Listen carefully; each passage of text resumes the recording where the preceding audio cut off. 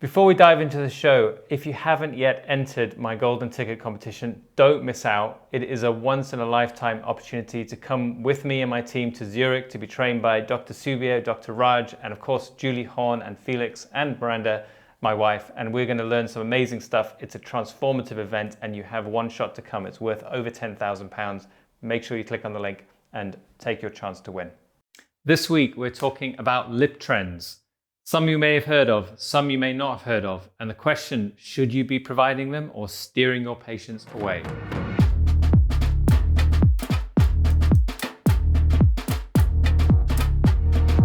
Okay, so first on the list is heart-shaped lips. What are these? So this is essentially, I think it was Bob Carner who came up with this first, and it's, I think, a reflection of a natural shaped lip that you get, where you're trying intentionally to create more of that shape in your patients. Often it is done with some dental floss, where you pull the dental floss over the top, hooking it between the teeth, and then inject either side of it. It does make sense to me, because this is a natural shape of lip, that you may want to enhance it or create that sometimes. It does fit in with norms, and for that reason, I think it's something that you could provide to a certain cohort of patients. However, I do have some qualms about the technique. For one thing, my mental model of how filler works is that when you're injecting it into a quadrant of the lip, I don't think it just flows easily to the other side of the quadrant. And I doubt whether injecting in the same place without the dental floss would create a vastly different result. Certainly, if you did a little bit of palpation, you'd probably get a very similar result too. This really just goes down to what is really a compelling story from a marketing point of view. Very, very compelling when you see those images. Patients really understand what you're trying to do and create. And this creates a clear image in their head of what they want and what to ask for. And for that reason, you could say it is a communication of the aesthetic result using the dental floss. But I really don't think it's necessary to create two separate lower tubercles that give you that heart shape. So should you try it in the right patient who's got the right shape face for it? I don't see any harm. I've already said what I think about whether it's a powerful technique or not. But in terms of the result, I don't think it's a bad result to aim for if you're conservative with your product and just creating a nice shape. Next is the hyaluron pen or the no needle injection. Now, I actually tried this back in 2011. I was one of the first clinics to be offered a chance to use this.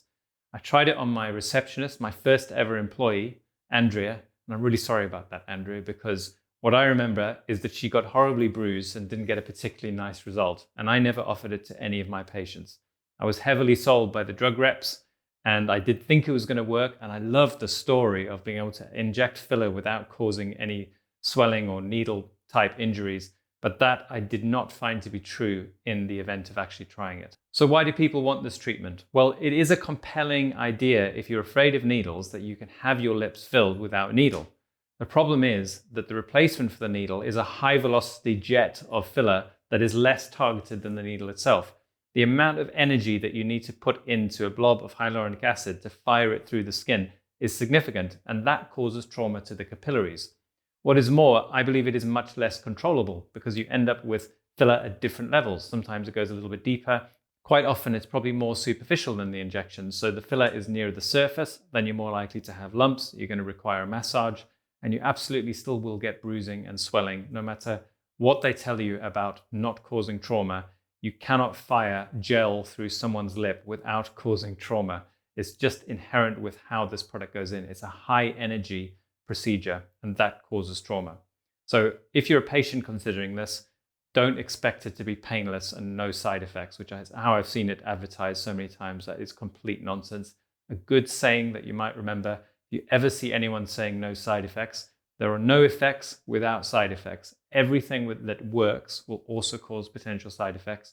And that's how you know when someone is marketing a bit of a lie to you rather than telling you the truth, is when they claim zero side effects. The other concern I have about these no needle injections or the hyaluron pens is that you have very little control of the detail of lips. I know when I'm injecting lips, I'm thinking about angles, proportions, the vermilion border, the details, and you cannot really take those into account while you're firing a jet of filler into the body of the lip. So it may be suitable for some volume, but you're never going to restore the shape and detail of the lips using one of these devices.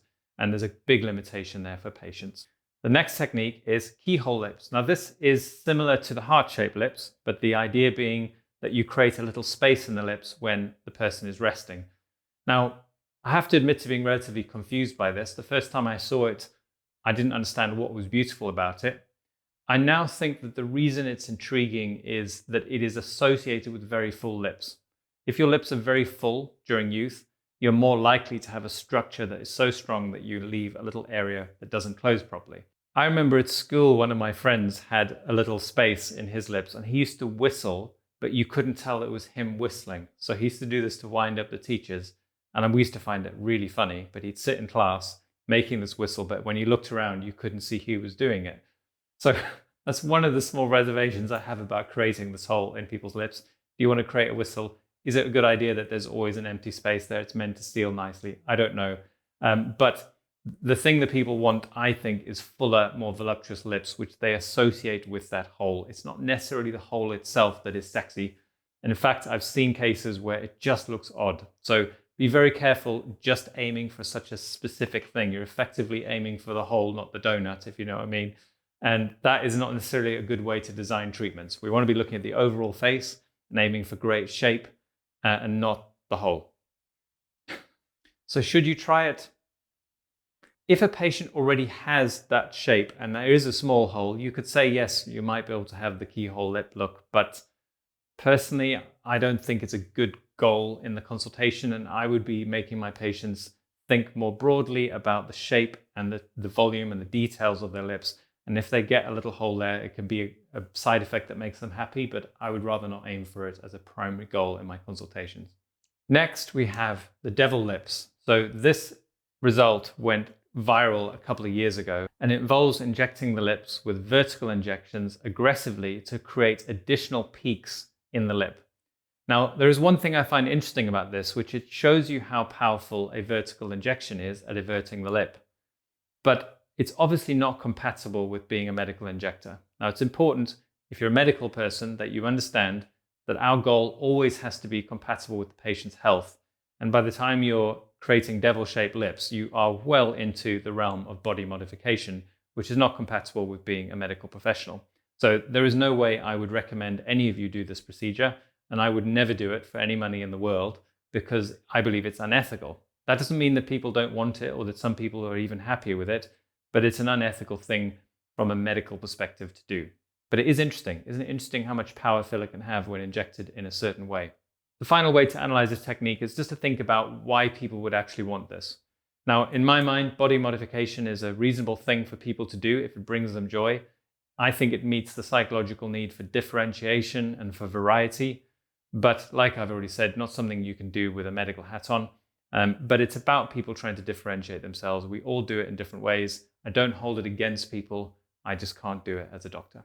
So have you seen any other strange techniques you'd like me to comment on? Drop them in the comment section down below, or you can message me on Instagram and I'll do them on another show.